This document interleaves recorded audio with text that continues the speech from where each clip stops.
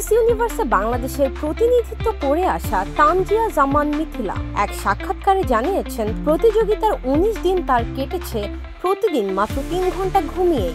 একের পর এক ইভেন্ট, প্রস্তুতি আর শুটিংয়ে ব্যস্ত সেই দিনগুলোর পর এখন মিথিলা বলছেন সিনেমায় অভিনয় নিয়ে সিরিয়াসলি ভাবছেন। হাতে আছে বেশ কিছু সিনেমার প্রস্তাবও, তবে শুধু ভালো গল্পেই তিনি নিজের অভিষেক চান। মিস ইউনিভার্সে বিজয়ীর মুকুট না জিতলেও দর্শকের ভালোবাসাই সবচেয়ে বড় বলছেন মিথিলা। পিপলস চয়েসের দুর্দান্ত পারফরম্যান্স, সেরা ৩০-এ অবস্থান আর ক্লোজড ডোর ইন্টারভিউতে ১২১ দেশের মধ্যে ৫ম স্থান অর্জন করেছেন তিনি। এক্ষেত্রে তিনি পিছনে ফেলেছেন চ্যাম্পিয়নকেও। মিথিলা জানান সেই ১৯ দিন তাকে বদলে দিয়েছে। সময় ব্যবস্থাপনা, শৃঙ্খলা, অন্য প্রতিযোগিতার সঙ্গে মেলামেশা, সবকিছুতেই হয়েছেন আরো দক্ষ।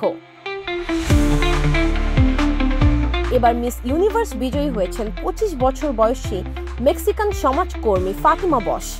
যদিও প্রতিযোগিতার শুরুতেই আয়োজকদের হাতে অপমানিত হন তিনি, তাতে প্রতিযোগীদের মধ্যে তৈরি হয় ক্ষোভ।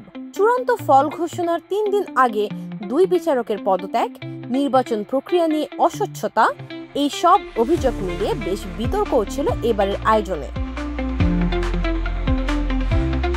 বাংলাদেশের মিথিলা হয়তো এবার জিততে পারেনি, তবু তিনি দেশে ফিরছেন দৃঢ় আত্মবিশ্বাস নিয়ে, নতুন স্বপ্নে নতুন যাত্রা শুরু করতে।